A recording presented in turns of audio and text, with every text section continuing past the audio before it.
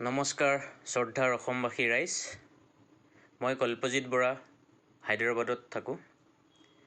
আজিৰ এই ভিডিঅ'টোৰ যোগেদি আপোনালোকক জনাও যে হায়দৰাবাদত অৱস্থিত অসম সোসাইটি অফ তেলেংগানা নামৰ সমিতিখনৰ দ্বাৰা আৰু প্ৰবাসী অসমীয়া ৰাইজৰ লগত লগ হৈ 29 অক্টোবৰ কাতি মাহৰ 11 তাৰিখ দেওবাৰে দিনজোৰা কাৰ্যসূচীৰে ভাগৱত পাঠ আৰু ব্যাখ্যা অনুষ্ঠানভাগী আয়োজন কৰা হৈছে আৰু ৰাতি ভাগলৈ নিসিংহমুৰাৰী নাটকভাগ প্ৰদৰ্শন কৰা হ'ব ভাওনা এই ভাগৱত পাঠত উপস্থিত থাকিব শ্ৰী শ্ৰী আউনীআটী সত্ৰৰ সত্ৰাধিকাৰ প্ৰভু ঈশ্বৰ ডক্টৰ শ্ৰী শ্ৰী পীতাম্বৰদেৱ গোস্বামী প্ৰভু ঈশ্বৰ উপস্থিত থাকিব আৰু প্ৰভু ঈশ্বৰক নিমন্ত্ৰণ জনোৱাৰ পাছতেই প্ৰভু ঈশ্বৰৰ ফালৰ পৰা আমাক জনালে ভাওনা ভাগ নিসিংহমুৰাৰী ভাগেই হ'ব আৰু সত্ৰৰ আউনীআটী সত্ৰৰ বৈষ্ণৱ বৃন্দই প্ৰদৰ্শন কৰিবহি আমি অতিকৈ সুখী হ'লো লগালগ আমাৰ সমিতিৰ সকলোৱে আলোচনা কৰি আমি আয়োজন কৰিছো হক সেয়েহে সমূহ অসমবাসী ৰাইজ আপোনালোকক বিনম্ৰতাৰে অনুৰোধ জনাম অহা 29 অক্টোবৰ কাতি মাহৰ 11 তাৰিখ দেওবাৰে হাইটেক সিটি হায়দৰাবাদ হাইটেক সিটিত 100 ফিট ৰোডত শ্ৰী সাই গাৰ্ডেন বুলি হল এটি আছে তাতে আমি আয়োজন কৰিছো সো সকলোৱে আহিব সকলোকে লগ পাম বহুত ভাল লাগিব আৰু লগতে প্ৰভু ঈশ্বৰ আহি পাবহি আমাৰ মাজত 27 অক্টোবৰ তাৰিখে 28 অক্টোবৰ তাৰিখে আমি সৰু এভাগ কাৰ্যসূচীও ৰাখিছো যি সকল ব্যক্তিয়ে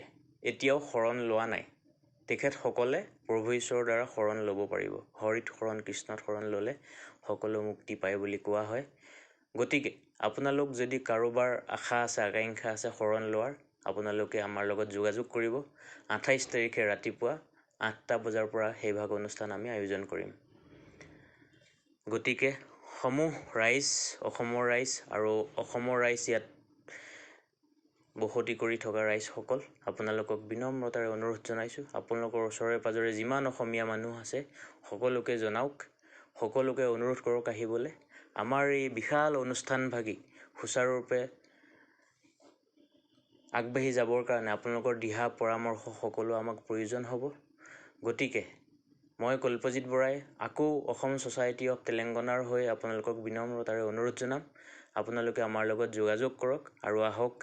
আমাৰ কাৰ্যসূচী ভাগত অংশগ্ৰহণ কৰক ধন্যবাদ জয় অসম সোসাইটি অফ তেলেংগানা 29 অক্টোবৰ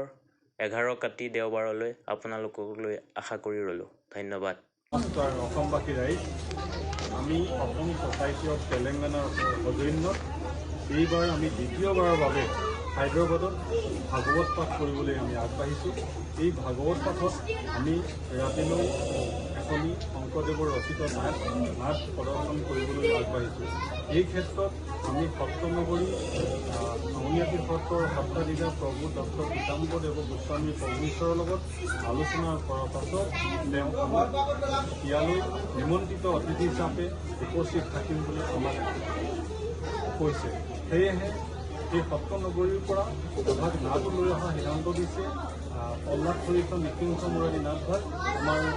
হায়দৰাবাদত প্ৰদৰ্শন কৰিম বুলি তেওঁ আমালৈ অৱগত কৰিছে সেয়েহে আমি ভাবিছোঁ আমাৰ এই অনুষ্ঠানভাগত আমাৰ এই কাৰ্যসূচী ভাগত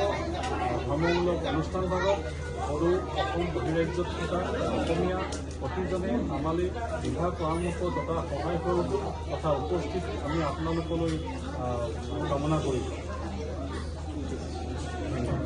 29 অক্টোবৰ আৰু লগতে 29 অক্টোবৰ দেওবাৰে আমাৰ এই অনুষ্ঠানভাগ আমি মঞ্চস্থ কৰিম হায়দৰাবাদত হাইটেক সিটি চাইবাটাৰ ওচৰতে শ্ৰী সাই গাৰ্ডেনত এই অনুষ্ঠানভাগ কৰিবলৈ আমি আগবাঢ়িছোঁ ধন্যবাদ